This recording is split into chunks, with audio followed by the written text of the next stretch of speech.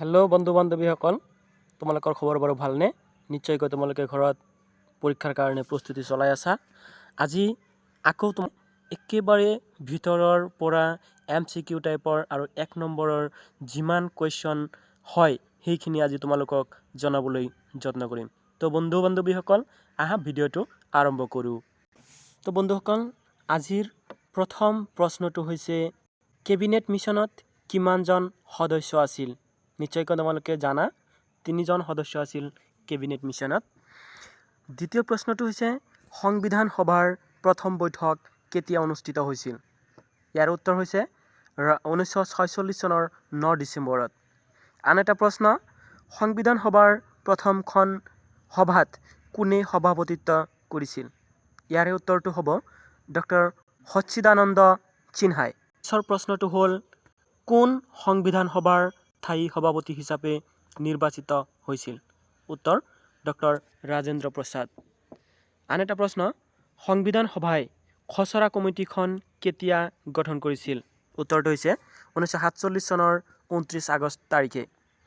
আন এটা প্ৰশ্ন, খচৰা কমিটিয়ে প্ৰস্তুত কৰা সংবিধানখন কেতিয়া সংবিধান সভাত দাখিল কৰিছিল? ইয়াৰে উত্তৰটো হৈছে 1949 চনৰ 26 নৱেম্বৰ তাৰিখে। এইটো প্ৰশ্ন অতিকৈ দৰকাৰী হয়। আন এটা প্ৰশ্ন হৈছে সংবিধানৰ প্ৰস্তাৱনা কি? ইয়াৰে উত্তৰটো হৈছে সংবিধানখনৰ পাতনি, মানে সংবিধানৰ প্ৰস্তাৱনা হৈছে সংবিধানখনৰ পাতনি। আন এটা প্ৰশ্ন, প্ৰস্তাৱনাৰ প্ৰথমতে কোন কেইটা শব্দ আছে? উত্তৰটো হৈছে আমি ভাৰতীয় জনগণে। আৰু এটা প্ৰশ্ন, ভাৰতৰ সংবিধান বলবৎ হোৱাৰ আগলৈকে অৰ্থাৎ স্বাধীনতাৰ পিছৰ পৰা আমাৰ দেশখন কোনখন আইনৰ দ্বাৰা চলিছিল? উত্তৰটো হৈছে 1935 চনৰ ভাৰত চৰকাৰ আইন অনুসৰি আমাৰ দেশখন চলি আছিল। বন্ধুসকল, আন এটা প্ৰশ্ন হ'ল কোন ৰাষ্ট্ৰত ঢিলা সংবিধান আছে? ইয়াৰ উত্তৰটো নিশ্চয়কৈ তোমালোকে অৱগত হৈয়ে আছা। কানাডাত ঢিলা সংবিধান প্ৰচলিত হৈ আছে।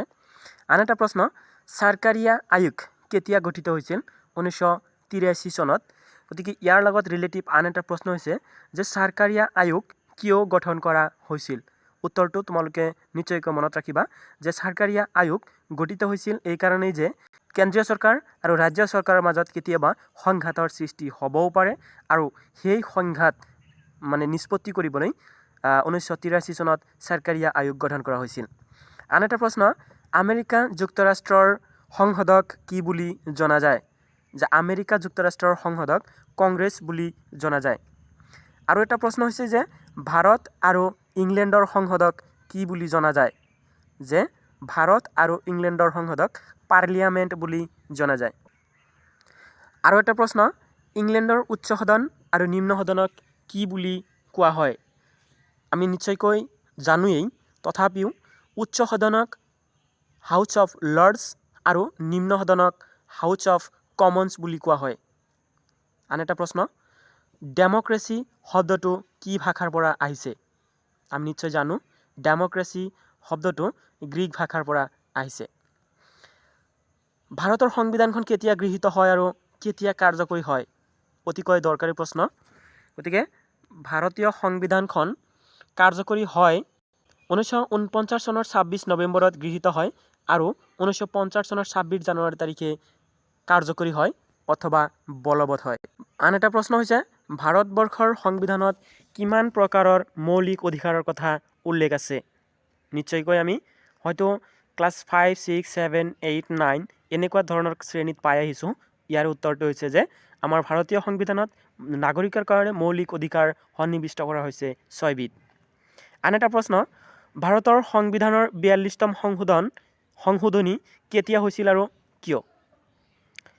ইয়াৰ উত্তৰটো হৈছে 1976 চনৰ 18 ডিচেম্বৰ তাৰিখে সংবিধানৰ 42তম সংশোধনীৰ জৰিয়তে সমাজবাদী, ধৰ্মনিৰপেক্ষ, ঐক্য এই শব্দ তিনিটা সন্নিৱিষ্ট কৰা হৈছিল। আন এটা প্ৰশ্ন হৈছে 1945 চনত অনুষ্ঠিত হোৱা নিৰ্বাচনত ইংলেণ্ডৰ কোনটো দল জয়ী হৈছিল? আমি জানো যে 1945 চনত ইংলেণ্ডত অনুষ্ঠিত হোৱা নিৰ্বাচনত শ্ৰমিক দল জয়লাভ কৰিছিল, আৰু সেই শ্ৰমিক দলেই আমাৰ ভাৰতবৰ্ষক স্বাধীনতা অৰ্পণ কৰিছিল। আন এটা প্ৰশ্ন হৈছে কোনখন দেশক যুক্তৰাষ্ট্ৰৰ গৃহভূমি বুলি কোৱা হয়? ইয়াৰ উত্তৰটো হৈছে আমেৰিকা যুক্তৰাষ্ট্ৰক। আৰু এটা প্ৰশ্ন, ভাৰতবৰ্ষৰ সংসদীয় গণতন্ত্ৰৰ ধাৰণাটো কোনখন দেশৰ সংবিধানৰ পৰা অনুকৰণ কৰা হৈছে? ইয়াৰ উত্তৰটো হৈছে ইংলেণ্ডৰ সংবিধানৰ পৰা। আন এটা প্ৰশ্ন, কোনখন চৰকাৰক ৱেষ্টমিনিষ্টাৰ মডেল চৰকাৰ বুলি কোৱা হয়? ইয়াৰ উত্তৰটো হৈছে সংসদীয় পদ্ধতিৰ চৰকাৰক ৱেষ্টমিনিষ্টাৰ মডেল চৰকাৰ বুলি কোৱা হয়। আৰু এটা প্ৰশ্ন, ভাৰতীয় সংবিধানৰ প্ৰস্তাৱনাৰ প্ৰথমতে কোনকেইটা শব্দ উল্লেখ আছে? মানে প্ৰশ্নটো আমি আগতেও একবাৰ পাই আহিছোঁ। ভাৰতীয় সংবিধানৰ প্ৰস্তাৱনাৰ প্ৰথমতেই উল্লেখ কৰা হৈছে যে আমি ভাৰতীয় জনসাধাৰণে।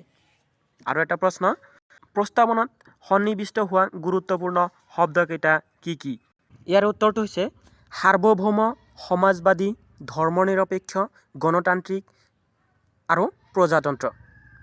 আন এটা প্ৰশ্ন হৈছে পণ্ডিত জৱাহৰলাল নেহৰুৰ উদ্দেশ্য সম্পৰ্কিত প্ৰস্তাৱ কেইটা কেতিয়া গৃহীত হয়?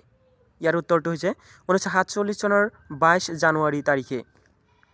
আৰু এটা প্ৰশ্ন যে ভাৰতীয় সংবিধানৰ 1 নং অনুচ্ছেদত ভাৰতক কি বুলি অভিহিত কৰিছে? ইয়াৰ উত্তৰটো হৈছে ৰাজ্যসমূহৰ সংঘ বুলি কোৱা হৈছে, ইউনিয়ন অফ ষ্টেটছ। আন এটা প্ৰশ্ন, আমাৰ সংবিধানত কিমান প্ৰকাৰৰ মৌলিক অধিকাৰৰ কথা উল্লেখ আছে? আমাৰ সংবিধানত 6 প্ৰকাৰৰ মৌলিক অধিকাৰৰ কথা উল্লেখ আছে। আৰু এটা প্ৰশ্ন, ভাৰতীয় দলীয় ব্যৱস্থাৰ প্ৰধান বৈশিষ্ট্য কি?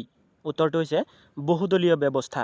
আন এটা প্ৰশ্ন, গণতন্ত্ৰক ৰাইজৰ বাবে, ৰাইজৰ দ্বাৰা আৰু ৰাইজৰ চৰকাৰ বুলি কোনে অভিহিত কৰিছিল? উত্তৰটো হৈছে আব্ৰাহাম লিংকনে। সাহিত্য সভা, মহিলা সমিতি আদি কিহৰ অন্তৰ্ভুক্ত? এইবিলাক হৈছে আচলতে উত্তৰটো হ'ব প্ৰভাৱ গোষ্ঠীৰ অন্তৰ্গত। আন এটা প্ৰশ্ন হৈছে প্ৰত্যক্ষ গণতন্ত্ৰত কোনবোৰ ৰাষ্ট্ৰৰ বাবে উপযোগী? উত্তৰটো হৈছে অতি ক্ষুদ্ৰ ৰাষ্ট্ৰৰ বাবে প্ৰত্যক্ষ গণতন্ত্ৰ উপযোগী। আৰু এটা প্ৰশ্ন, মৌলিক কৰ্তব্য মুঠতে কিমানটা?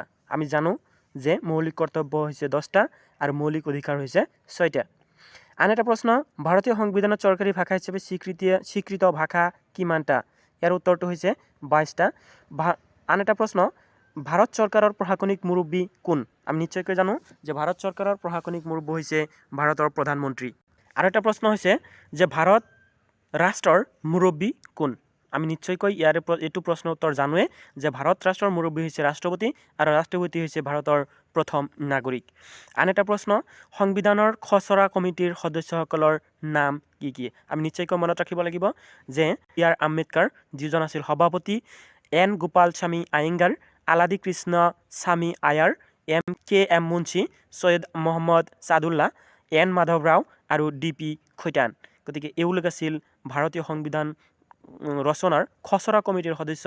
গতিকে ইয়াৰে পৰা পৰীক্ষাত প্ৰশ্ন আহিব এনেকৈ, ডিৰেক্টলি নাহে যে তলত উল্লেখ কৰা কোনজন ব্যক্তি ভাৰতীয় সংবিধান খচৰা কমিটিৰ সদস্য নাছিল। গতিকে ইয়াৰে মাজৰ পৰা 3জনৰ নাম দিব আৰু 1জনৰ নাম বেলেগৰ পৰা দিব। গতিকে ইয়াৰে মাজৰ পৰা আমি নিশ্চয়কৈ শুদ্ধ এনচাৰটো বাছি উলিয়াব পাৰিম যেতিয়া আমি এইকেইজনৰ নাম মনত ৰাখিম। আন এটা প্ৰশ্ন হৈছে ছায়া মন্ত্ৰীসভা কি? এইটো কুৱেশ্যন 2016 চনত HSLC এক্সাম। গতিকে ছায়া মন্ত্ৰীসভা হৈছে গণতান্ত্ৰিক চৰকাৰ ব্যৱস্থাত শাসনত নবহা বিৰোধী দলটোৱে এখন ছায়া মন্ত্ৰীসভা গঠন কৰি মন্ত্ৰী দপ্তৰৰ কাম কাজসমূহ পুংখানুপুংখ ৰূপে অধ্যয়ন কৰি সংসদত সেই মন্ত্ৰী দপ্তৰৰ ভুল ত্ৰুটিবোৰ আঙুলিয়াই দেখুৱায় আৰু কঠোৰ সমালোচনা কৰে। গতিকে বন্ধুসকল, আজিলৈ ভিডিঅ'টো ইমানতে সামৰিছোঁ। পিছলৈ আৰু কুৱেশ্যন তোমালোকক জনাবলৈ চেষ্টা কৰিম। ধন্যবাদ।